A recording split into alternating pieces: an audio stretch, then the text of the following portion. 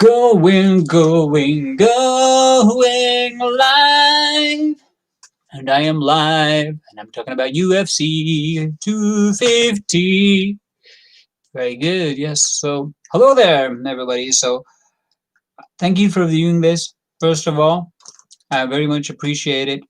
And it's a real nice privilege for me to actually get people to watch this. And I very much appreciate it from you. Sorry, not very professional, I know. Okay, so let's get straight into it. We have got a lot to cover in terms of UFC 250, haven't we?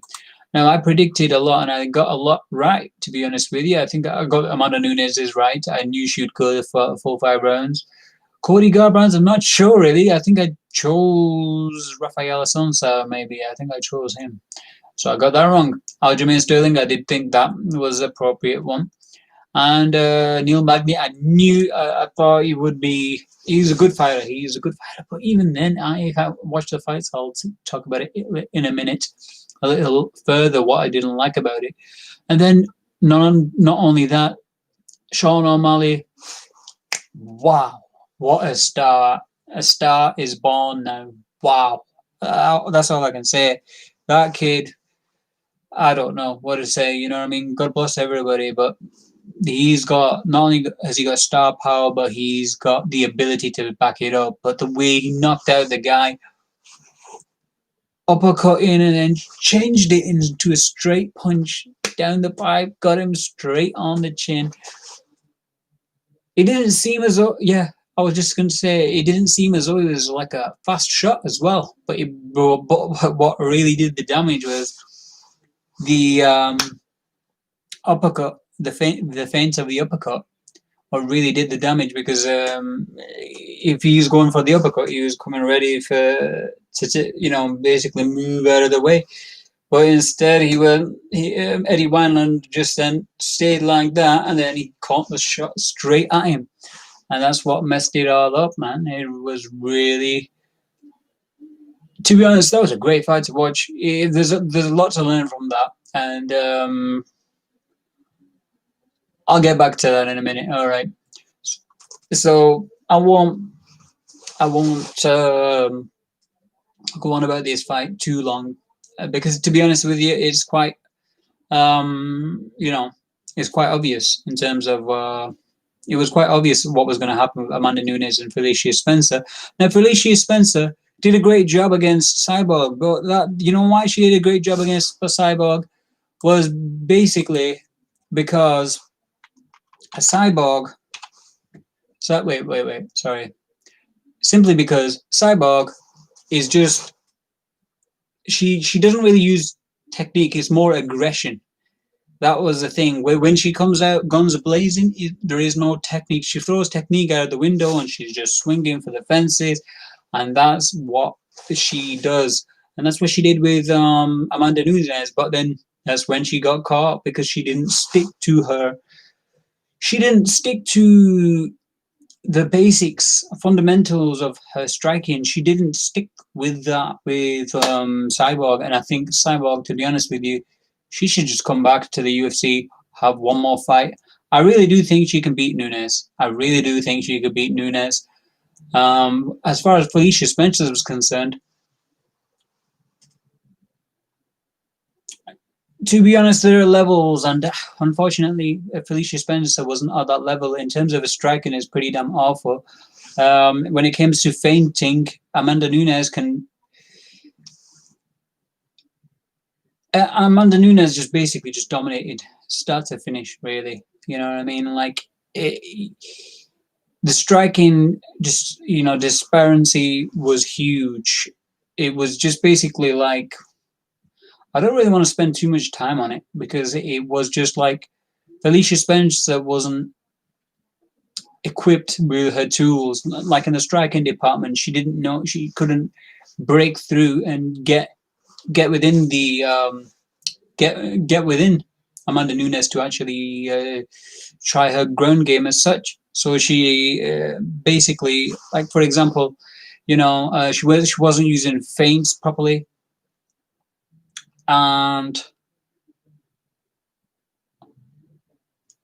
basically she's just the technique was off, but the main thing was to break through her striking, you would need great amounts of technical feints, but she just never had.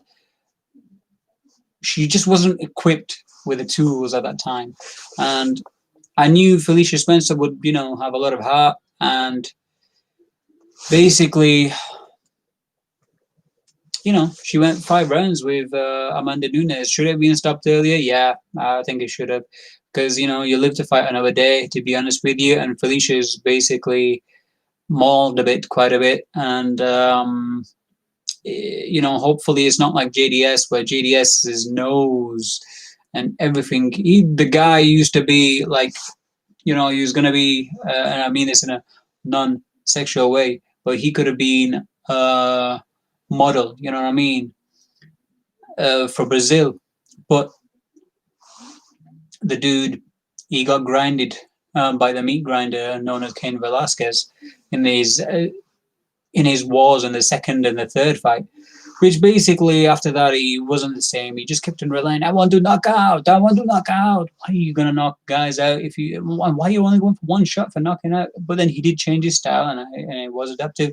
I'm going off digressing, but yeah, Felicia Spencer, unfortunate for her. Striking's not a department. I think Amanda Nunes, what we need to do is get a worthy competitor, and I don't see it. And apparently, Dana White pooed on the idea of her fighting, Shevchenko. So I'm just gonna check because I want to see the strikes on that particular fight. Amanda Nunes versus Valentina. She's my favorite fighter, Valentina Shevchenko. In terms of striking, I thought she won. To be honest with you, she won a 5-round decision. I don't even know how, man. Strike percentage. This is bull crap.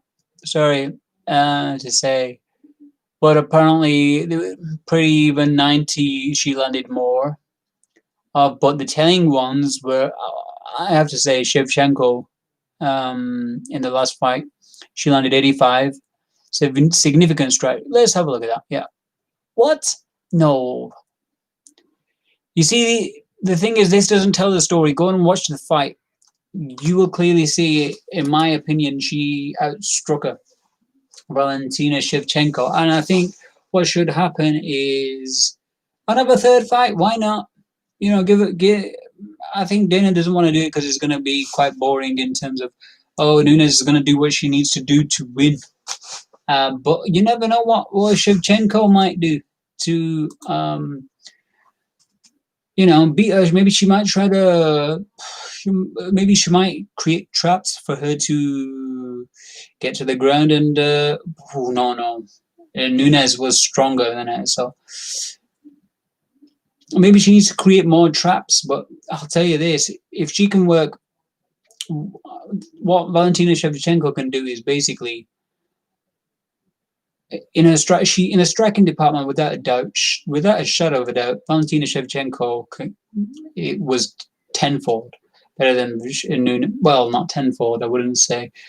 Was 2 times better than her, and she's faster than her. And I think Shevchenko, if she incorporated leg kicks, kind of weakened her legs, and then basically try to go for the head, etc. and stuff, she would actually do a much better job and try to finish her off in the latter rounds. I think that would be a good fight. But what's his name? Dana poo-pooed the idea, and he's just said it's absolutely crapiola. So what is wrong with Dana and that? And then he's not going to bring Cyborg back. What's all that about? You know what I mean? It's like, yeah, I know she's under contract now, so I get that. She's under contract.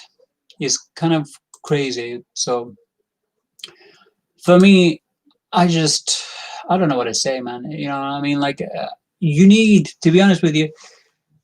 But then again, Dana did say that, you know what? He did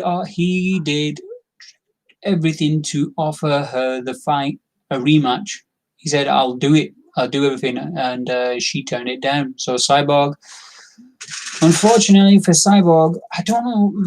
To be honest with you, Cyborg can win it, and the thing is it's up to Cyborg if she wants to put the effort in. And I think her career, she's thinking, I want to get paid, man. You know what I mean? Maybe that's what it is, and that's why she went to Bellator to get paid, and she got paid. But that's the only fight that we can make. And Amanda Nunes at present time, who cares?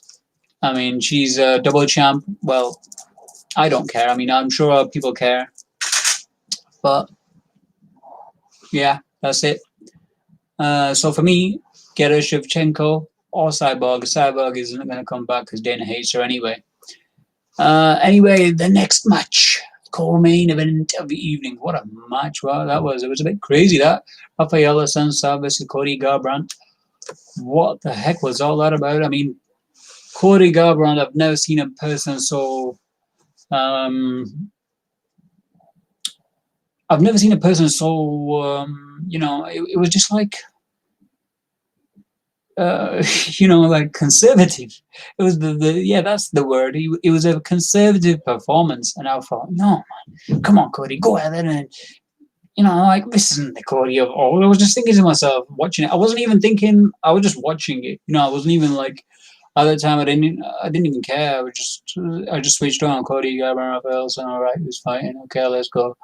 And then they're fighting, and I thought, man, Cody, I'm sure he used to, go in there and try to knock the guys. But then I realized he was with Mark Henry, and it's like his conservative approach is not, based on, is for a reason.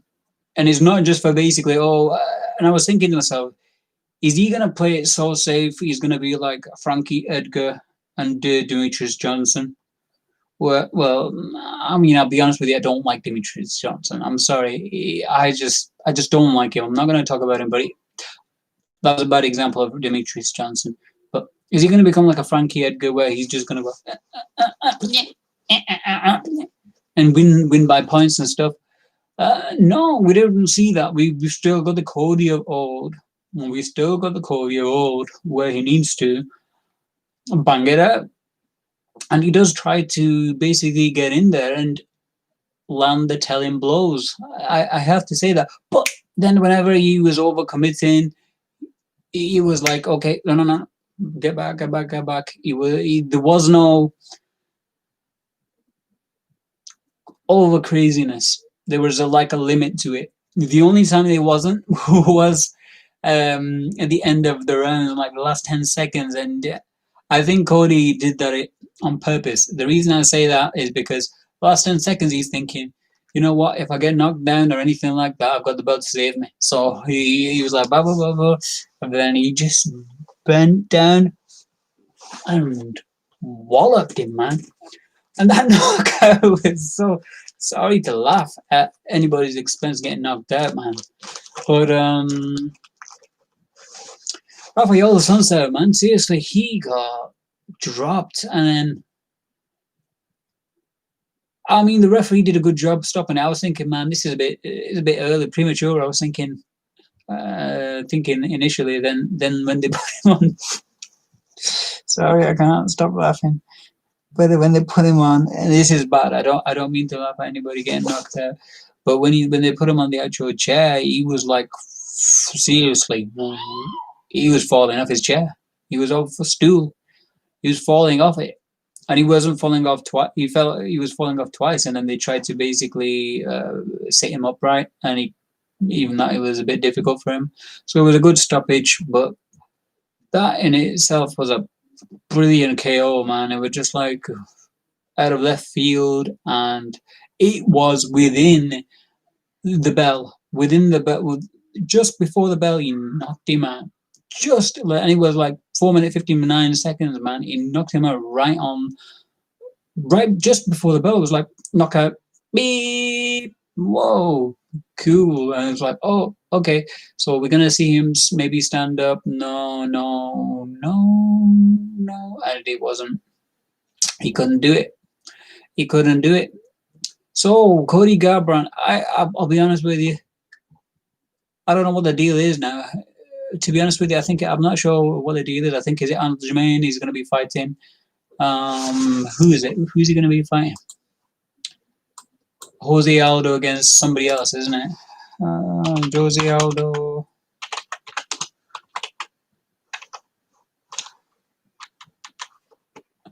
Because he's going to be the champion as such.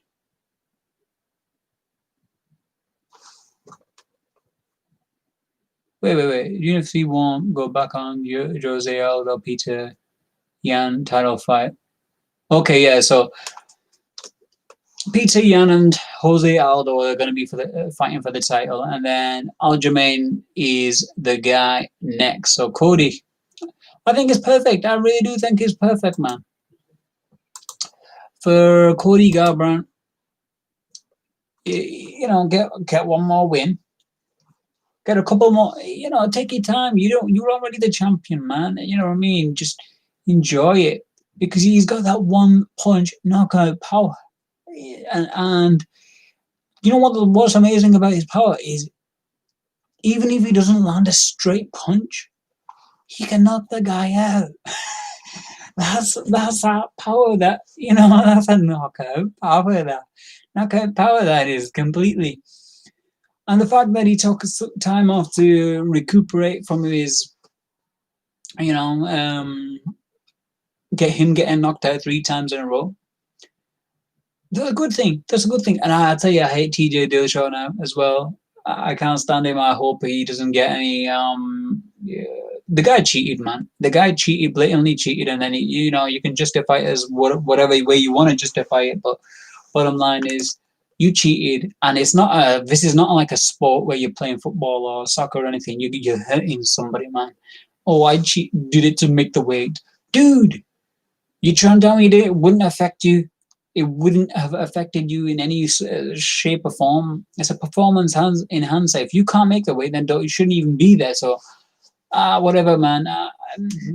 People say, "Oh, forgive and forget." Man, you can't. It's not a case of that, is it? It's not a case of that. You've damaged someone.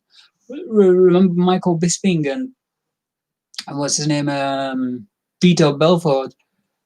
Vito Belfort. You could tell he was like testosterone crazy beat Vitor Belfort, man. He was clearly on TRT, and he knocked out what's his name, Michael Bisping, and then he loosened his eye. He got his eye damaged because of it. So stuff like that.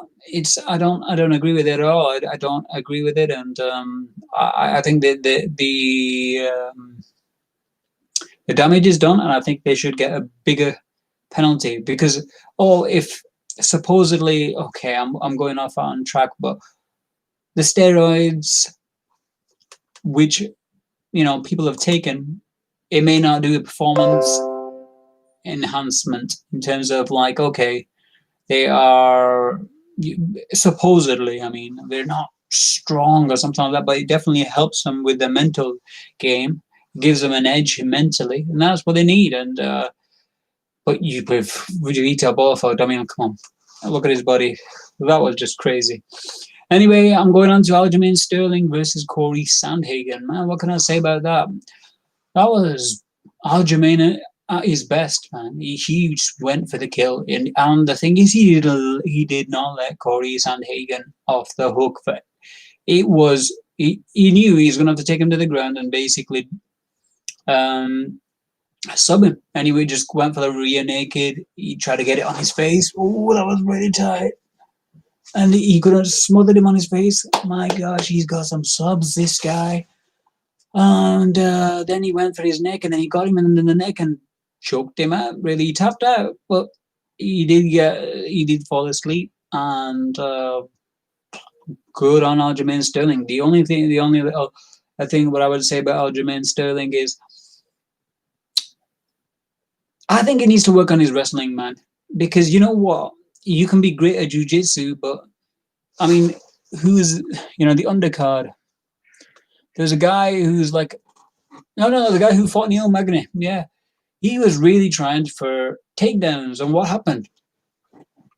He couldn't take him down. To get was like he couldn't take him down and he tried to go for submissions here and there, and even Kimura, he was trying to get a Kimura, a standing Kimura, and it was like, dude, are you going to get him unless he's on the floor? It would be better, wouldn't it? And he never had that wrestling advantage. And to be honest with you, I'd like to see Aljamain's wrestling game a bit more, because I haven't seen it at a top level. I haven't seen extraordinary, like Khabib type. But then again, he's not like Khabib. But I would like to see an improvement in his wrestling. That would be really good. But he did seem strong, and he's with the long arms, limbs, etc. He subbed him, got on Corey Sandhagen straight away. He didn't give him the opportunity to really think or anything like that, and it wasn't like the submission wasn't like, okay, a half-ass, sorry to swear, a half crap submission he was going for. He was going, because some of the times you see him, they're like,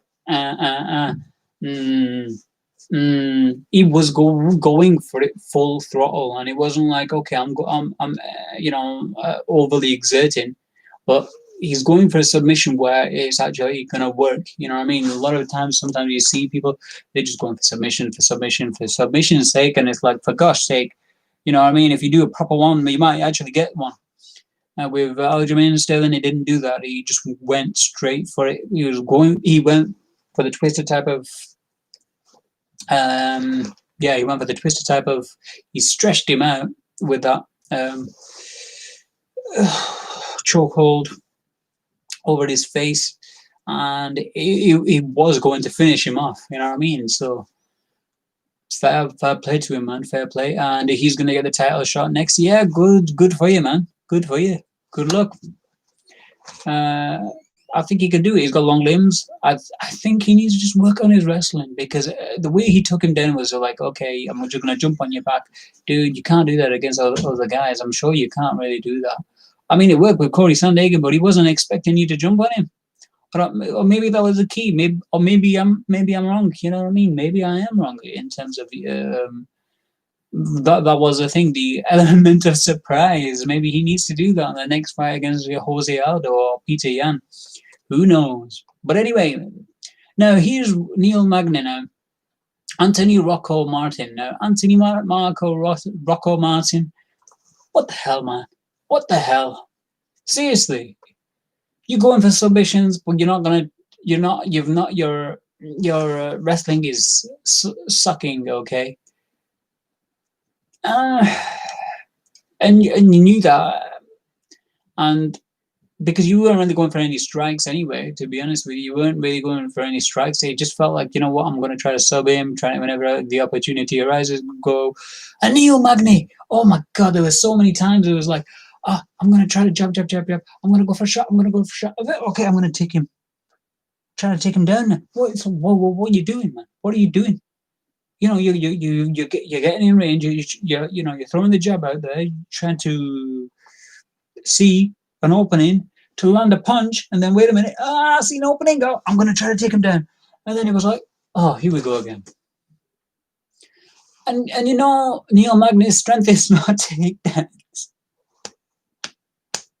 But this is why he won, because Anthony Rocco Martin let him. He couldn't, to be honest, Rocco Martin, he could have won the fight. He really could have won the fight if he had just had a basic jab, and then basically just tried to burst onto him and try to take the guy down. Hey, I'm just saying, you know what I mean? And then maybe try to go for a Kimura or something like that. But when he's going for a standing Kimura, and you're thinking, but the Neil Magny's fault was, he's not. You had plenty of opportunity when he was in punching range, striking range. You did not throw the main shots to finish him. What is all that about, Magny? I guess you're getting paid and got a, whatever, man. But you won in 3-round decision. Anthony Rocco Martin, good for you, man, as well. I hope you all look for the future work on your takedowns and work on your striking, man. You know what I mean? Striking to get in there to take him down. You know what I mean? Like Khabib wasn't a great striker, but then he's I mean, he still isn't as good as everybody else, but he's definitely good enough. He's good. He is good. He's not great, great, great. Anyway, so Eddie Wineland versus Sean O'Malley. This was a good fight. Good fight. It's only 1 minute and 54 seconds, man. It lasted. Both of them, because it was like starting off the show. Both of them on the main card looked like, you know what? They were both nervous. Eddie Wineland trying to come in and trying to calm himself down. Sean O'Malley, you could tell he was nervous. They were both nervous. Sean O'Malley did the, Conor McGregor, Jesus Christ pose. You know what I mean? Like trying to soak it up and trying to build the confidence as such. And, good for him. And then he started striking, and then you know what, Eddie Wineland, he did land a few shots when he got in the range, and that was the thing. You had a small cage, which kind of helped Eddie Wineland, but the thing was, Sean O'Malley, he basically had to start early. He had to start early and get it going. And because it really, the small cage favored Eddie Wineland, really, because he could get in range to land the telling blows. Because whenever Sean, throw a jab here and there, the moment he could do that, he got, like he got one-twoed, and then even got, like he got hit on the body once, and then, he did get a solid punch up to the chin, but then he came with that spinning back kick, and he did land him. But he didn't land him flush. If you landed it on Eddie Wineland flush, man, he would have. I think it would have finished him simply because of the size, man. The size difference. What was his size, man? Like, I'm not sure, but yeah, the size difference was huge, quite huge. And then out of nowhere, I can't even remember, to be honest with you. Like they're striking. I'm trying to think. Out of nowhere, and then suddenly, I think that's what it was. It was just like out of nowhere, because it was just like lull moment where everybody was like, okay. Yeah, then he was in punch-in range, and then he with it. I saw it. But like he went for the up. The kid's a very talented guy, very intelligent man. Because I've never seen that myself. You know what I mean? You feint an uppercut, and then get a straight shot down the middle, and the guy's got power, because that was a half butt shot. There was no way you could have told me he put all of that in. Like sometimes when you see McGregor, when he puts it all in, it was not like that. It was just like boom, and then that was it. And Eddie Wineland, smack bang on the floor, over. Dude, that guy's got some skills, man. That guy's got some skills. Now, what can they do with that guy? I'll be honest, they can main event a few fight night cards or whatever it is, really. They can main event him. Put him on some,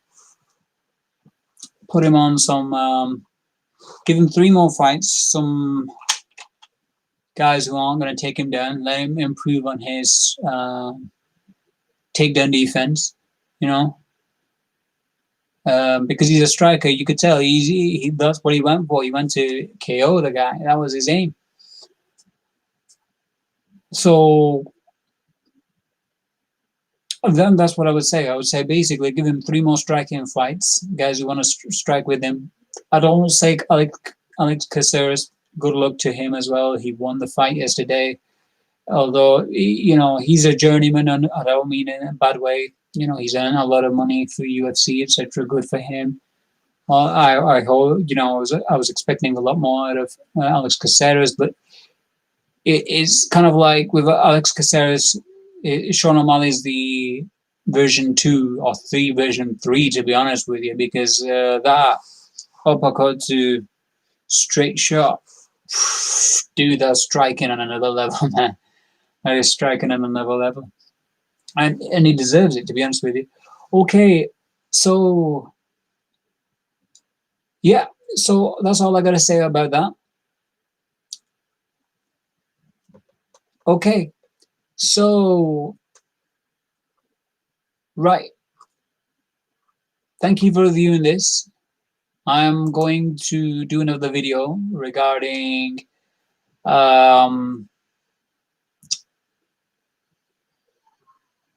you think so? Asunsa will retire.